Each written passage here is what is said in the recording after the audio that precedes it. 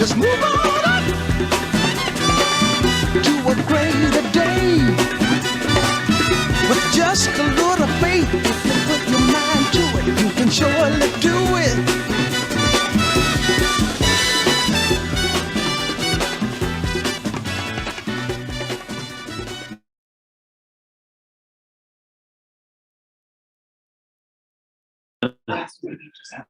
All right, good morning, KW Milwaukee on, Tuesday, May 3rd. Hope everybody had a phenomenal weekend and that you're enjoying a little Maytime showers this morning on a brisk 41-degree day. But we're excited. We got some good stuff coming for you. Where today's content kind of really came from our dialogue that we have within the offices. And some conversations that we've had around strategic execution and how are we navigating through the market of the moment. So Maureen's going to jump on, Lindsay's going to share some things with you, Joan's going to give a cautionary tale, and then I'm going to come back with what I would call the grocery store script of the market of the moment. That it's been a while since I've kind of updated that dialogue and conversation for you, so we'll come back with that too. But I'm super stoked to be joining the group this morning from TOSA. And we'll get the day rocking. All right, cool. So first up, mission, vision, values, beliefs, and perspectives. We've talked about this a lot. And again, I've really tried to reiterate what it is and how it is that we operate within our business world and what it is that we do. And I know that we've talked about Red Day quite a bit, but there was something, every single morning in my email inbox when I wake up, I get an email and it's called the Daily Dose of Greatness, and it's different podcasts, different books, and different things. But at the top of the email around the Daily Dose of Greatness is always a quote from some visionary leader, someone to get your day going, to make you think. And this morning's Daily Dose of Greatness that I received in my email inbox was this. And it was from Jackie Robinson, and it said, "A life is not important except in the impact it has on other lives." Right? A life is not important except in the impact it has on other lives. And as I think about next week, and next week we're celebrating Red Day, renew, energize, and donate, what we do to give back in our communities. I want you to think about that quote. And I'm super stoked. We have about 130 people who have signed up to participate live in person with Zacharias Acres. And I have a personal mission to get that above 170. Because I'd love to make a personal impact on other people's lives, and especially the kids with special needs who go out to Zacharias Acres and the farm out there. So you're going to be getting a text from me today. And if you haven't registered, I highly encourage you to join us to attend. As we've talked a little bit about the concept of Havra and building Havra and building our community and bringing people back together, a life is not important except in the impact it has on other lives. And so next week, Thursday, we have an opportunity to make an impact in a multitude of ways. And I'll tell you, last year when we met with Terry and Zacharias Acres, they get groups from Northwestern Mutual, and they get groups from Kohl's, and they get groups from all these different companies. And we brought 100 people out. And what he said that we did in one day with 100 people is more than any volunteer group that he has in any entire year on an annual basis. And so I want to amplify that this year. And my goal is to get 175 people there. So I am personally going to be reaching out because I want you to participate and feel the impact that you can have on other people's lives through Red Day. So as a reminder, we're collecting donations for Mr. Bob's Under the Bridge. You can drop off. There's a bunch of donations as I'm sitting here in TOSA right now. There's a bunch of donations already here in the TOSA Market Center that we'll be donating for our homeless community, as well as in the North Shore. We're collecting for Operation Dream now through next week. So don't hesitate to participate there. And then next week, Thursday, I invite you to participate in our work day of Zacharias Acres, or out at Zacharias Acres. You can see the group that participated here last year. And so May 12th, you'll get again, I'm going to send a text out today because I want you to encourage you to participate with us. It's from 9 a.m. to 2 p.m. And then we'll have a gathering spot afterwards to grab. But it's out in Oconomowoc. So for those of us on the east side, or even in Tosa, Brookfield, Elm Grove area, plan ahead. Terry is one who's a highly accountable person. He doesn't like excuses, and because he lives with people who don't have the option to give excuses every single day. And so he starts right away at 9 o'clock. So plan ahead. But I encourage you to participate and join us for Red Day. It's quite frankly, one of my favorite days of the year. I feel completely fulfilled and live a life with gratitude when I leave that day, and being able to spend it with so many people that I love and respect and be able to connect with on a great day. I highly encourage you to do that. With that, a little bit of a transition. Speaking of transitions, we have a person on our team and our leadership team that is transitioning. We sent a note out last week, but I want to send a sincere note of thank you and gratitude to Megan Casey. Megan Casey is transitioning into a new professional career. She's going to be joining Unum Insurance in their client service development department. Last night, there was a group of about 30 that got together at Allie's Powerhouse to thank Megan for all of her contributions to our organization. She's been with us for just under 3 years. Honestly, I can't say enough about Megan and what she's done to participate and to give back to our group, always doing it with a positive attitude, with a very servant leadership heart. And it pains me for Megan to go on, but the best part about it is we want to be able to provide opportunities for people to spread their wings and find professional development and professional growth. So Megan Casey, on behalf of myself and the rest of the leadership team, we will miss you dearly. We sincerely thank you for everything that you've done for our group. And if guys, if you have an opportunity, her last day within our organization is this week, Friday, May 6th. I encourage you, if you have an opportunity to either see her in person or shoot her a note or shoot her a text to thank her for everything she's done and for all your insurance needs, please reach out to Megan Casey at Unum Insurance. So there's my little plug for Megan Casey. Megan, thanks again. We sincerely appreciate it. Immense amount of gratitude for everything you've done for our organization over the last 3 years. And I'm super stoked to see where your professional career takes you in the future. So with that, though, we are currently hiring to backfill kind of Megan's role as the Director of First Impressions / Aids and Services, servicing our group here in the Innovation Office. If you're interested in joining the squad, or you know of a friend or a family member who's looking for an incredible group of people to connect with, we're hiring. And I encourage you guys to connect with Josh. Josh and I met yesterday to fill out the job description and kind of identify what it is that we're looking for. But I will say this too, across the 16 or so folks that are directly on our KW Milwaukee leadership team that serves across roughly 400 associates. Every hire we've ever made has come from a recommendation of someone within our community.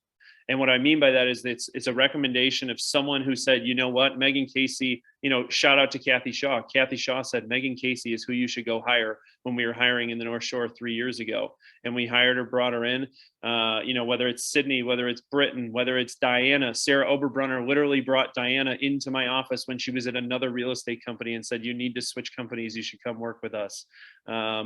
Jen Turner came to us through the nonprofit world, through Chris Gross. And there's just so many really fun and cool ways in which our lives interact. And so I reach out to our group first, because every time we've ever hired anybody, it's always come from within, a referral from within our KW community or KW squad. So if you know of anybody to be interested in an opportunity, shoot me a note, shoot Josh a note, shoot us a text. We'd love to be in business with great people, and we know that we put people in positions to play to their strengths. And that's what we like to do. And so if you have an interest, or if you know of anybody who's interested in a role on our team, please reach out. Cool. So with that, I'm actually going to flip it over to Maureen, who's going to talk about two strategic strategies for success in the current market of the moment. And this came through a lot of conversations with various agents over the last week or so, some dialogue that came up from last week's team meeting, some dialogue that came up through the Lead Gen for Listings panel that was had last week, which a little bit of a plug there. It was a great panel. If you want or need to take away some incredible strategies, that was some real meat and potatoes of what people are doing to take listings, check out the Lead Gen for Listings panel from last week with Aletha, Emily, Kevin, and Karen, who gave some incredible content. More on that in a sec. But Maureen, I'll flip it to you. We had a conversation around some of the strategies you guys are having in order to implement for success. What are you doing to win in the market of the moment?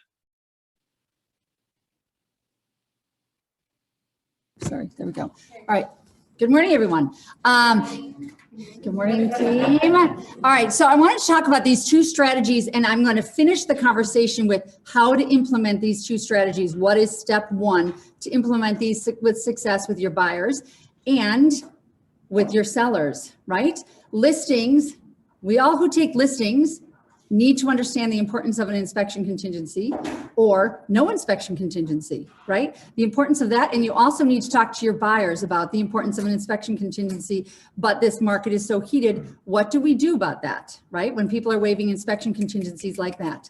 First of all, let's talk about your buyers or your sellers. When you're listing a property, the issues with non-inspection contingencies, no inspection contingencies, when you get those in offers, the problem with your seller is you're putting them in a situation post-close, right? So they may have forgotten about something that happened 4 years ago, but guess what? The electrician that gets called to that house after closing says, yeah, I was here 4 years ago. We looked at that issue and the seller decided not to do anything about it. The seller might have forgotten about that, right? Well, guess what? That's failure to disclose, right? So how do we protect our sellers in this market of no inspections, right? You do a pre-sale home inspection. And you might say, oh, my seller doesn't want to do that. They don't want to know what's wrong with their house. They'd rather just sell it and be unaware. Those things come back to bite you in the end, right? And so the conversation with a seller, and I do this every single time, my team does not list properties without pre-sale home inspections, period. Number one, it protects your seller after close. Number two, it helps as many buyers as possible get a level of comfort when it comes to disclosures and transparency with the seller, right? If the more people that are comfortable with the seller's transparency, the better your offers are going to be. And the more offers you're going to get, right? What happens when you get more offers? The price goes up. Who wins? Your seller wins.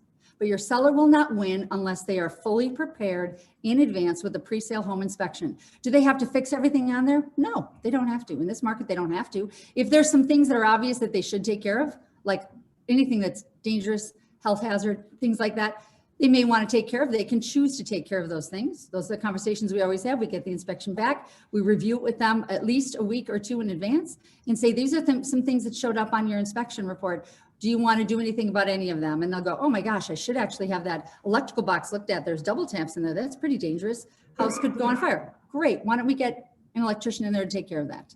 Right? You can do all of those things. And then you supply a list of things the seller has taken care of off the inspection report. Is that total transparency? Is that presenting the best listing you can possibly present? Yes. Is that going to bring you the most offers for the most money? Yes. So I implore you people who list properties, do pre-sale home inspections, right? Now, when you're working with a buyer, you talk about all of this with the buyer well in advance. When does that happen? Buyer consultations. I don't ever work with a buyer without a buyer consultation in advance, especially in this market. Even if I know them, even if I know their financial strength, they need to understand the market they're going into and they're going to be buying in. And if they don't understand it, they're going to be writing inspections, they're going to be writing financing, they're not going to have any idea what they're competing with until they've lost about 5 or 6 houses. Then they hear you. But if you calmly have a buyer consultation, ideally in person, I often do them over Zoom. I know people are busy, so I ask them to do it over Zoom if they are too busy to meet me in person and on the fly. And Maureen, you know me so well. Doesn't matter. It's not about me knowing you. It's about you understanding what you're going into right now and getting a level of comfort with it. Okay, so that pre-sale home inspection for a lister is important. Pre-sale home inspection for a buyer in this market is critical. You look that over, you discuss the inspection, you understand who is the inspector. I always say, who's the agent on the other side, right? If you know them, if you don't know them, ask around. Is this a good agent? Do they put together a good deal? Do they make sure that everybody's protected in the end? Or are they just trying to rush through, fast offers? Know who your agent is. Know who your inspector is that you're reviewing. If you don't know, give the inspector a phone call. They're happy to talk about their inspection with you, right? Be smart and prepare your buyers for inspections or lack thereof, right? I had a conversation with Joni Reed about this morning, and she said, Maureen, I'm always going to come from the other side and say, you should always do an inspection because that's the right thing to do, right? Absolutely it is. But is that getting offers in this market? It's not. So now you need to be prepared and go and do the right thing. And as a market, I looked at the hot sheet last night. 75% of the new listings that went on the market were Keller Williams. Please do your due diligence and do pre-home inspections. Let's present the best properties possible for all of our buyers, right? And for your seller, most importantly, protect your seller. The minute I say it is post-close liability if you do not do a pre-home inspection, they go, done, sign me up. That's all I need to say, right? All right, move on to the next. It's leveraging your fiduciary to mitigate their risk. And guys, I've talked about this a ton in the last year to 2 years. In the market that we've been in, we haven't seen the onslaught yet of what's going to come of everybody waiving all these contingencies. And I will tell you, and Joni and Steph can probably back me up on this, I've dealt with more attorneys in the last year than I've dealt with in the last 6 years of doing this role, because everybody's looking for a reason to come after your sellers for non-disclosure, right? We're dealing with a situation right now where a home sold 2 years ago, no inspection, buyers have a little bit of remorse because of some work that they have, unplanned work that they wanted to do, so they're coming after the sellers for it.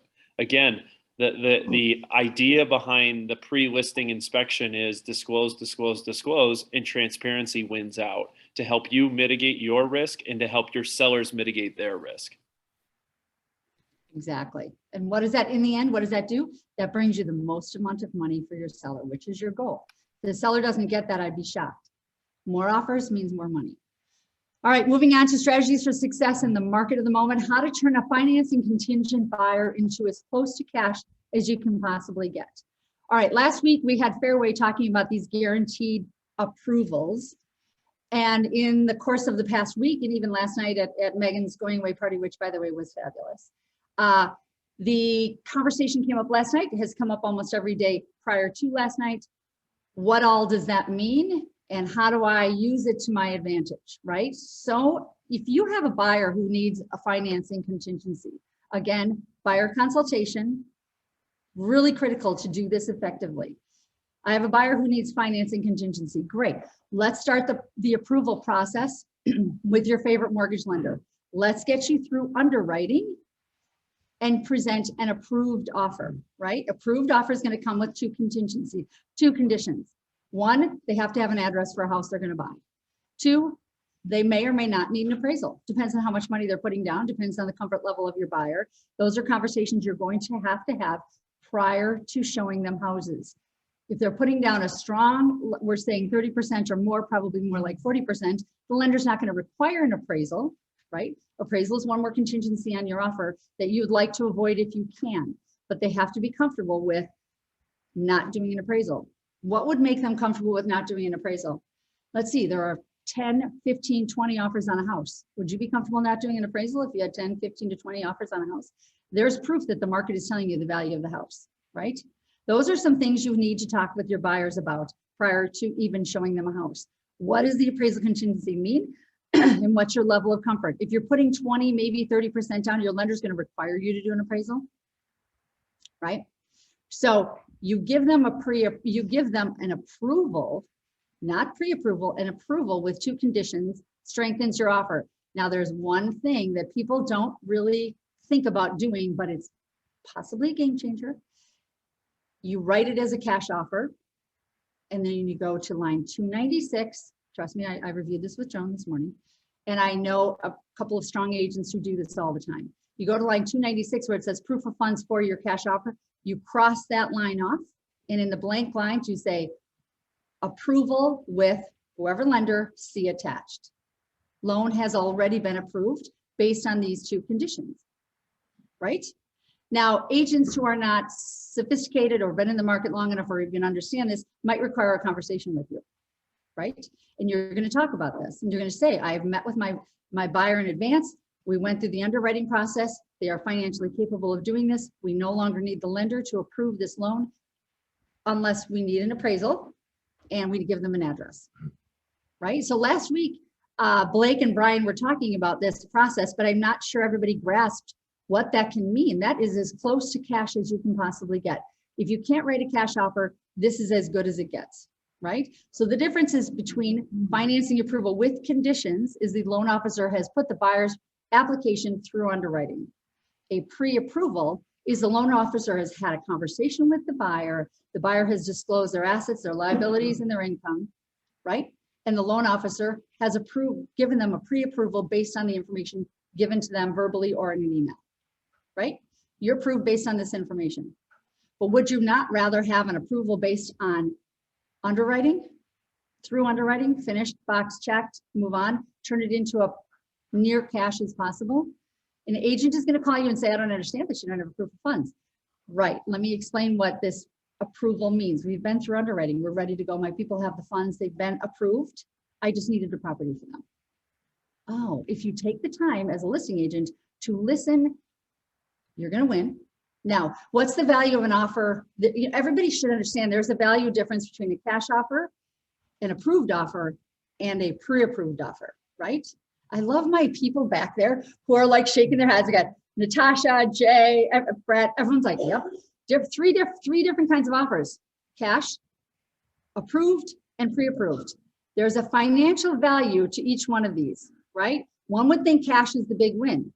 Oh, but if I've got an approved offer that is $10,000 or $15,000 higher than my cash offer, oh, that's super strong, right?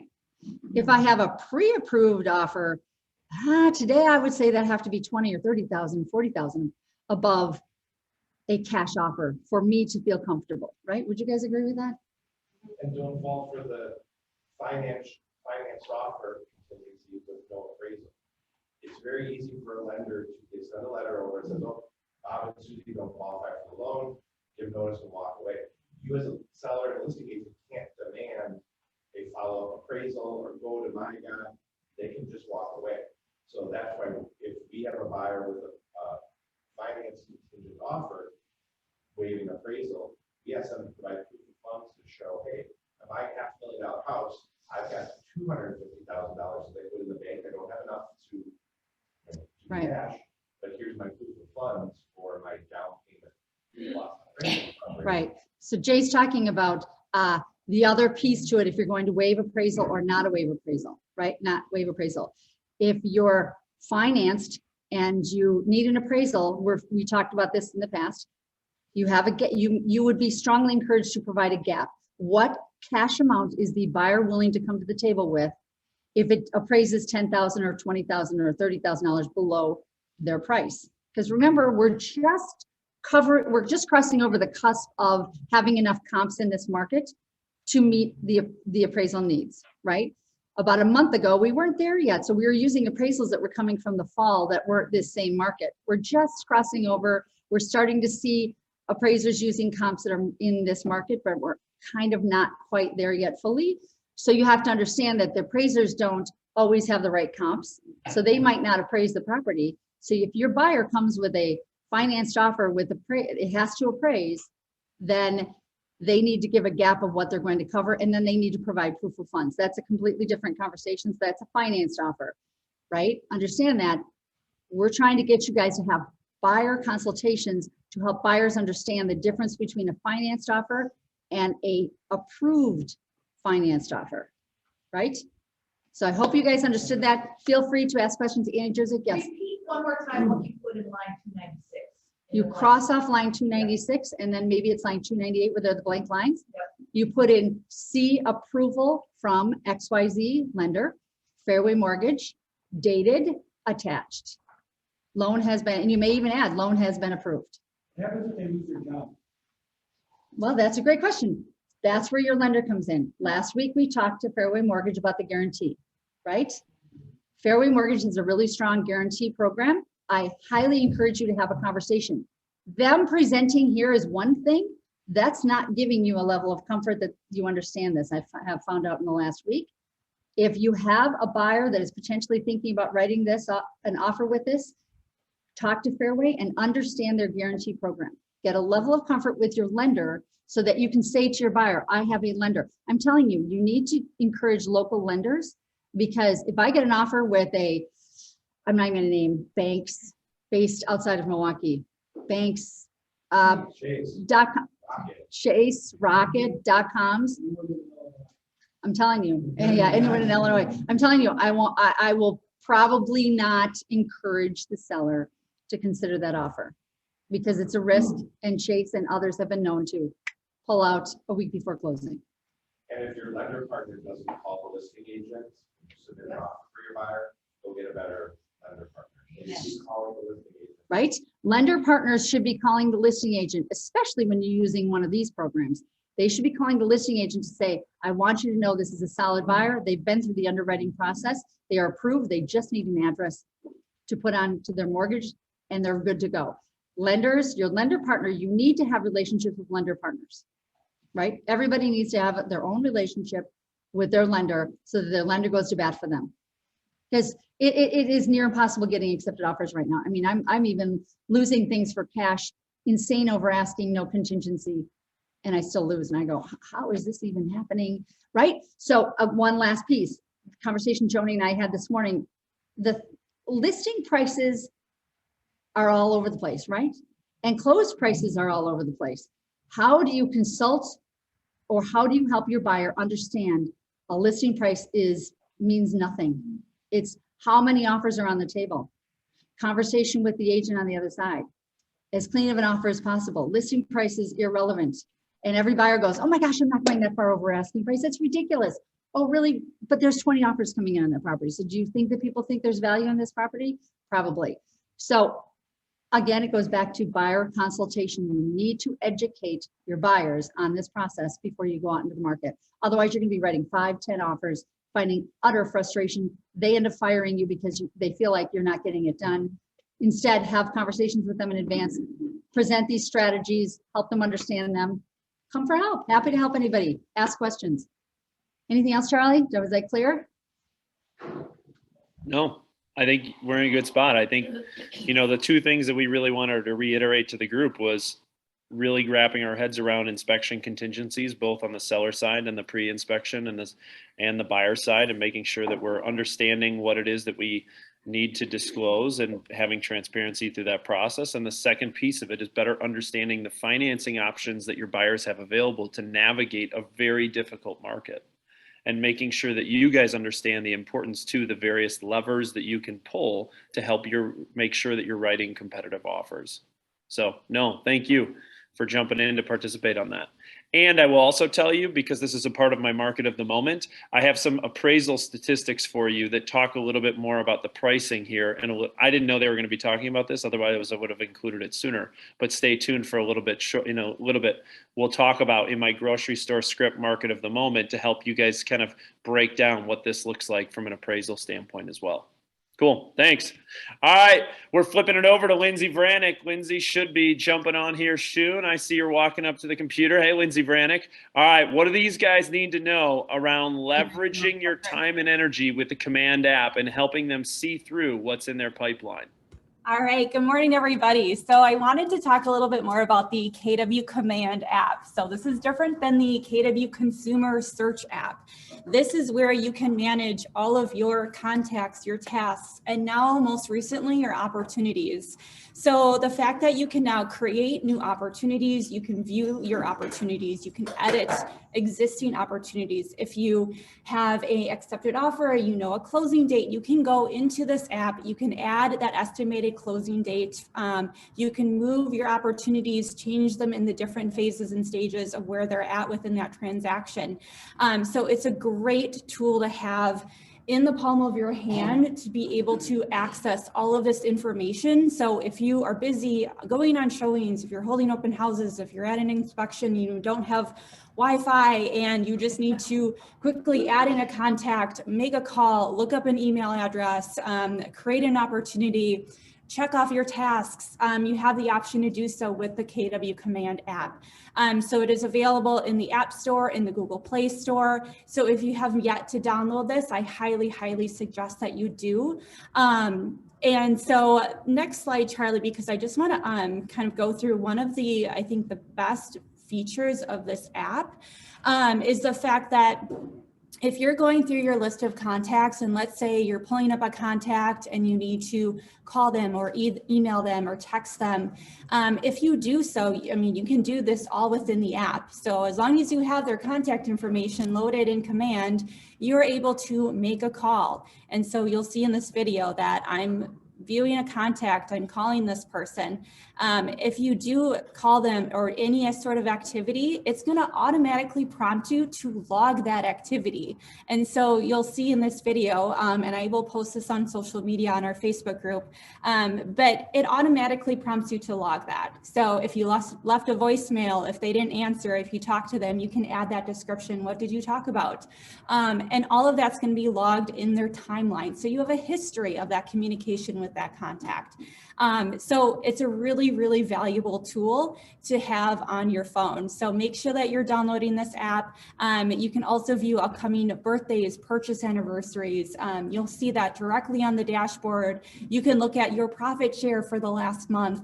And so all of that information is directly in this app. So if you guys have more questions about the app and you just want to be able to utilize it a little bit more, make sure you reach out to myself or Kathleen if you have any questions. But this week's trainings is all about contacts. So you of course need to upload contacts into Command to be able to really utilize the app as well. So make sure you're stopping at trainings this week. We're talking about really high level, how do you manage your database in Command? And so we'll maybe talk a little bit more about the KW Command app as well during trainings, but that's all I have. The perfect way to manage your life and to have it all in one place in the palm of your hand. Huh. What a way to manage it. Lindsay, thank you for jumping on. Guys, questions, don't hesitate to reach out to Lindsay or Kathleen to set up a one-on-one tech consult to make your life easier to get back more time within your day. All right, Sheriff Reed, what do we got from a compliance standpoint, and what do these guys need to know? Because we've seen a trend recently that we need to kind of ground the group as it relates to what they can and cannot do and making sure that they're mitigating their liability. Good morning, everybody. Yeah, it is a cautionary tale today, and it is something it's based, and as we do every week in compliance, we sort of base it on what we're seeing trending, what we're seeing in our phone calls. Steph and I collaborate on the topic.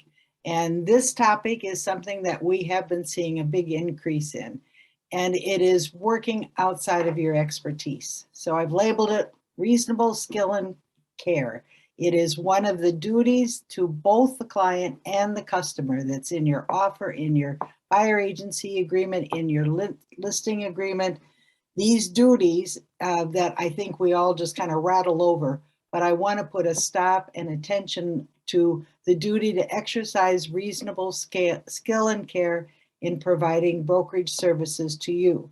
So whether you're working with somebody as a client, a customer, this is a duty, and there is a lot of information packed in that phrase, reasonable skill and care, which means, the next slide, that part of your real estate laws, the REEBs, actually 24.03, says it right there clearly. Licensees shall not provide services that the licensee is not competent to provide unless the licensee engages in the assistance of another person who is competent.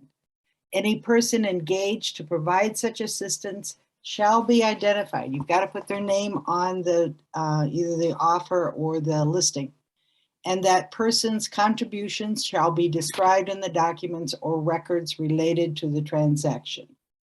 Which means, in real life, what are these situations? The examples that we're hearing with our phone calls is, I just got my license and I've got an opportunity to list this business downtown, and they've got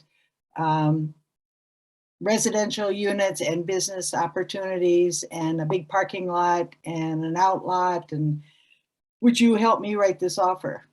and that reaction is, how much of an expert are you in this type of real estate? If you just got your license, you probably aren't. If you've even been practicing for a long time but have never delved in business transactions or any commercial type of transactions or multi units, you actually have to admit you're not competent.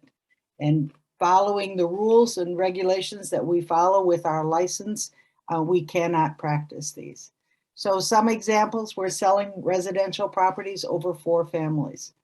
A duplex or a 4-family is pretty straightforward, but when you get to anything more than that, especially if there's a business attached, it becomes quite complicated. Selling and listing commercial properties with or without business listings, selling or listing properties outside of your service area, such as northern Wisconsin or Door County. WireX takes us up to most of the areas and counties in Wisconsin, and you're able to search in those areas, but you may not know what the regulations and rules are in those areas. When you get up to the northern parts where you have national parks, you have waterways, piers, setbacks, soil conditions, mining restrictions, all kinds of properties that go along with sales in those areas that we don't see here at all in Wisconsin, in the Milwaukee area.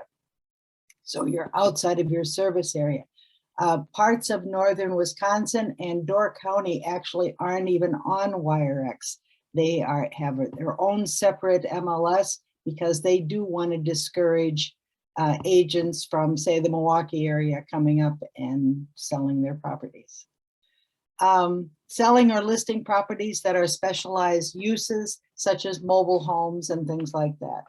There's special learning, special training for those types of properties, and don't just think because you have a real estate license, you can do it all. We want to protect you. We want to protect Keller Williams from liabilities. And so what happens when you do get these dropped in your lap? That's the next slide. Yeah, you can refer them out to agents who have this confidence. And we have a few agents in Keller Williams who do regularly do commercial properties, and we can connect you with those agents. And then you have the dialogue with them. It is best to refer the whole property to these agents, and then they will pay you a referral. Or you can, if you have some knowledge, or say this person is a personal friend or something, you can co-sign that listing or buyer agency with a competent agent. And as the REEB rules said, their name actually has to be on the document as well as your own. So you have to be able to show that you had the assistance of a competent agent. Or you co-sign an offer with a competent agent. We would rather here at Keller Williams have you refer them out 100%. Or your alternative is to commit to these areas of real estate, take the necessary steps through the WRA to earn your competence, get designations, subscribe to the tools to search and present these listings. You can train yourself to earn this confidence, and we'll point you in the direction of doing so, but it is a big commitment. So call me if you have any questions, but we feel this is important to bring this up today. Yeah, I want to reiterate the environment that we are working in is so litigious right now. And I will also tell you, we've had more DSPS complaints coming after people's licenses. Guess what happens if you get a DSPS complaint?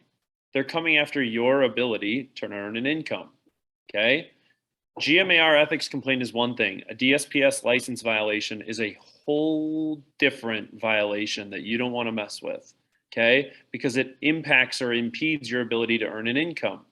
The problem that we're seeing is a lot of people are chasing things that are outside of their competency. That puts them at risk. It puts our E&O at risk, because E&O will look at this and say, well, Nancy Brennan, was that outside your core competencies? I'm not sure that we should insure you because you took something on that you shouldn't have been taking on because it wasn't within your core competencies. And now your liability just shot up 100x, right? So the reason why we're very skittish on these things is because we know our core competencies and what we train and coach and consult our agents to do. I'll also give you another example. I know all the guys that run Founders 3. I know the guys at CBRE. I know the guys who run Mid-America. I know all the big commercial players in town. Do you know what happens when the biggest commercial brokers in town need to sell their homes? They call a Keller Williams agent. They don't list it themselves, right? I mean, I have to reiterate, these guys understand their core competencies. It's not residential. We understand our core competencies. It truly isn't commercial. We have the ability to do commercial to an extent, which is why we ask that you reach out to Steph or Joan.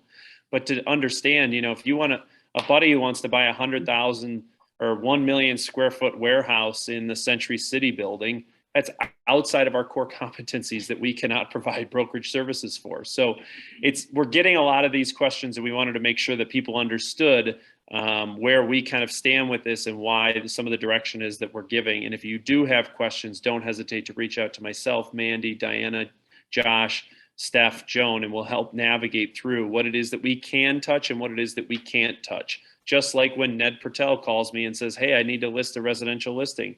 Or when Bob Flood calls us and says, hey, I got to list my home. Bob Flood lists with someone. These guys are running big commercial shops in town, and they don't list their own properties. So it's very much, we have to understand who we are and what we can do in order to help you mitigate your liability moving forward. Cool? Questions, reach out. All right, upcoming trainings and events. Guys, I talked about this a little bit, but just a little bit of a plug. Last week's Lead Gen for Listings panel with Aletha, Emily, Karen, and Kevin was, quite frankly, incredibly robust. Tons of content. You want to figure out how to play in the listings market and get more listings, or how to navigate the luxury market, or simply yet, and this is something I'm willing to share out and send, is something that Emily and Kevin shared with the group, are the 7 ways they look to help their agents take listings. 1 is maximizing their sphere referrals, and what is their checklist to help maximize their database. 2 is how to win agent referrals. Last year, 30% of their business on a $100 million book of business was agent referrals from across the country. How do we do cold lead generation? What does it look like? What are the avenues? What are the levers you can pull? Circle prospecting, send golden letters. How do we diversify our database and our approach? And lastly, how do we talk to sellers? This was a key point. What do I mean by that?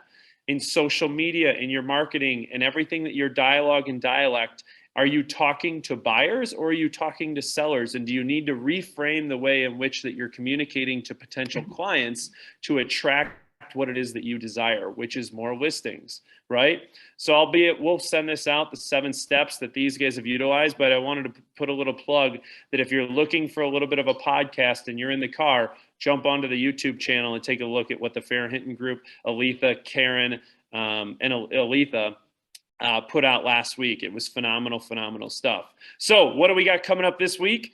This week, tomorrow in Lake Country, we got Pedro's Food Truck stopping out there from 11 to 2, along with free headshots as well out in Lake Country from 11 to 2.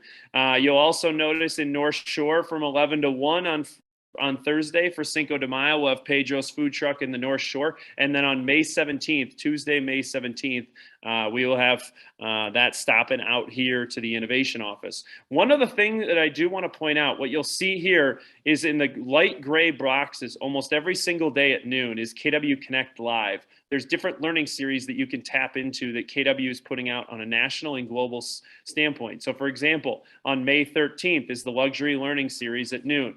Quite frankly, if you want to get into the luxury game, go learn from Brady Sandall, the #1 luxury agent in Palm Springs, California.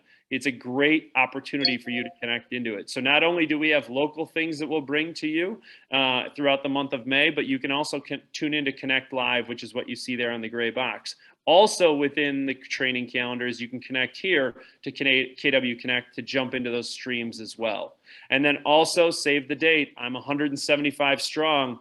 I'll die on the hill to get 175 there, to get Terry and Zachariah Zakers ready for their season. But next week, Thursday, May 12th, is Red Day. If you haven't registered yet, be on the lookout for the RSVP link. And then lastly, from a save the date standpoint, June 2nd, phenomenal way for us to reopen the North Shore office with some of our the renovations that we've had. It's a fantastic way for you guys to utilize with your clients to host as a client event or to invite people over. Think of ways in which you can leverage this event to lead generate for your clients. Whether you're in Lake Country, North Shore, or Tosa, feel free. It's a total open house from 4 to 7 o'clock. All right, now I'm going into the market of the moment and what is the current grocery store script market of the moment. So as Maureen alluded to earlier, last week, Brian and Blake came on to give us a mortgage update and as what we're seeing within the marketplace. As a follow-up, and we talked about appraisals, Brian sent me some statistics yesterday all around Appraisal Insights. Here's what I would share with you as it relates to Appraisal Insights. 50, and this is for Brian's team specifically, so it's general in nature, but it's a very good general in terms of strategy and thinking through appraisals. In the last 6 months, 57% of the appraisals came in higher than the purchase price that his team serviced. 57%. Okay. 35% of the appraisals came in at the purchase price. To what Maureen talked about earlier, when you have a listing with 20 offers, appraisals are understanding that a home is only worth what somebody else is willing to pay for it. When you have 20 offers, it justifies that price. Okay. Only 8% came in below purchase price in the last 6 months for their team. Okay. The point being is what Maureen alluded to earlier is you can't look at the listing price and determine whether that's the worth or value of the home. You got to do your research, sharpen your pen and sharpen your pencil and make sure that you're advising your clients effectively. So what does this mean for the market at the moment and the trends? Here's what I'm looking at. Sales absorption rate. Here's my nugget this week. Last week, we saw the highest sales absorption rate of 2022. 19.8% of the total inventory went under contract last week, right? The tide is beginning to rise. We're starting to hit peak selling season. Now, units under contract. Last week was the highest units under contract in a given week of 2022. There were 695 units that went under contract. In the last 5 weeks, we've seen 500, the average of the last 5 weeks is 555 units that have gone under contract. The business has been pretty consistent and steady going up. If you just even go back to February of this year, we're averaging about 450 units that went under contract on a given week. Now, all of a sudden, April hits and we see 570, 495, 537, 695. Now, 695 is also correlative to you look at the new inventory units. And if you look back at the last 5 weeks of new inventory, on average, we've had about 616 new units that have come to the marketplace in the last 5 weeks on average. Last week was 579 new units that came to the marketplace. It's the best 5-week stretch of new inventory units we've had since last summer, okay? So the spring was a little bit delayed than what we had historically seen, where we start to see the big pop in March. The big pop has been delayed a little bit. And quite frankly, this has been consistent over the last 2 years now that we're starting to come out of COVID and not quite sure how or where the pop was going to be had. We're now starting to see that COVID has had an impact on our market, where the peak of the market has started to shift a little bit later into spring and more into summer. So I'm starting to see that trend now as we get deeper and deeper into 2022. We weren't sure now coming into 22, if you go back into like the last 10 years, the peak of the market really was March, April, May. That's shifting now to April, May, June. Okay. And that's the trend that we're seeing coming out of COVID. So despite increase in new inventory units and units going under contract has kept up at a similar pace. So what's the net? Total inventory has remained stagnant. Okay. So what that's telling me, buyer demand, despite the fact that interest rates are high, buyer demand still remains strong because we had 695 units that went under contract last week with only 575 new units that came to the marketplace. The inventory situation, despite the fact that we've seen a pop of new inventory, is not being alleviated because so many people are going under contract. So, and I'm going to parlay that into the conversation that Brian had last week as to how we have conversations with buyers and sellers. And I'm going to bring up 2 specific slides that I don't think enough people were paying enough attention to. And this is home ownership, a hedge against inflation. Okay. And these were the slides, and I added some things here that you should be paying attention to. Since the 1970s, home appreciation has outpaced or kept pace with inflation. So my takeaway is real estate is a phenomenal investment hedge against inflationary pressures. Now let's parlay that with what we're seeing from appreciation and future forward or future pacing what appreciation looks like. This is from 2022 future pacing to 2027. If you look here based on what the economists of different people in the gathering of this data are looking at, is this year they're looking around, and this is on trend with what we were projecting earlier in the year and we were talking about. This year they're looking at about nationally a 9% appreciation rate. from 2022 to 2023. When you go from 23 to 24, you're going to start to see the inflationary pressures start to kick in, rising interest rates. They see appreciation is only going to rise about 4.5%. Again, this is a projection. From 24 to 25, a 3.5%. 25 to 26 is 3.2%, and then 2027 is what I'm guessing in the next 5 years is when we'll start to come out of what I would consider to be some of the recessionary pressures we're facing and the inflationary pressures, because it's going to take years to come out of some of the pressures that we're facing. So from 26 to 27, you'll start to see it start to spike up again to 3.6 appreciation. Now, also consider this. If you look at 2022 to 2027, based on these appreciation rates over a 5-year period, right? Baseline appreciation over that 5-year period from 2022 to 2027 is a 27% increase in baseline appreciation. Okay? Now, so I'm going to give you the example of the math that I talked to last week, but I think I lost some people because I was maybe moving too fast, and I know that everyone is a visual learner. So let's take a $360,000 home that is utilized here within the example. Let's just on average, an average person puts 10% down on this home. That's a $36,000 investment that they're making in their asset, okay? The net equity gain over the 5-year period, seeing a 27% net appreciation on their asset value, is $96,000, okay? The cash on cash return, if you're looking at this from an investment standpoint, is 166% return in a 5-year period. So when you talk to buyers or you talk to sellers about, is the market peaking, is the market whatever, remember, there's no timing the market. Time in the market beats timing the market, okay? So as you think this through, what is the 5-year appreciation of the home? Because we know sellers are typically in homes on average for 5 to 7 years. So when people are worried about, am I paying too much? Look out, future tense it for them on what a 5 years can look like as it relates to their net equity gains, as it relates to their cash on cash returns based on what their down payment is. And you'll help alleviate concerns whether someone is selling at the right time or buying at the right time, okay?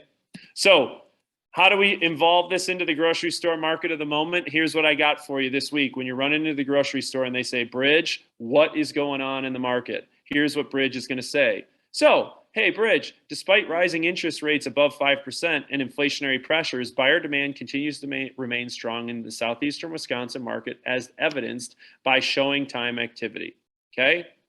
We have seen significant increases in new inventory to the market the last 5 weeks. However, we've also seen a significant increase in units going under contract. These factors have not alleviated the total inventory pressures that everybody's feeling in the market, so it still remains relatively suppressed. Residential real estate continues to be a phenomenal investment vehicle for you and your family at building net wealth.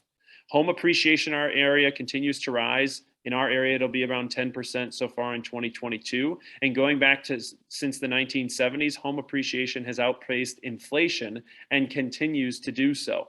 Again, this is going back almost 40, 50 years. It has outpaced inflation. In the next 5 years, homes are expected to continue to appreciate around 3 to 4% on an average annual basis. So with the compounding effect of this over the next 5 years, you'll likely see roughly about a 27% appreciation in home values. This continues the trend of net equity gains and continued balance sheet wealth accumulation for you and your family. When's the best time to sell? Now. When's the best time to buy? Now. You don't worry about it because time in the market beats timing the market. Makes sense? There you go. As I interpret the data and boil it all down, there's your grocery store script, market of the moment. Hopefully we gave you some things to think about as it relates to strategies and execution. And we hopefully scared you enough to help you understand what your core competencies are and are not. Any questions, don't hesitate to reach out. Lake Country crew, I'll let you jump over to the Lake Country meetup. Sid is going to lead the new listings and coming soons, and I'll be jumping over here into the TOSA crew. Guys, have a great week. Thanks for tuning in.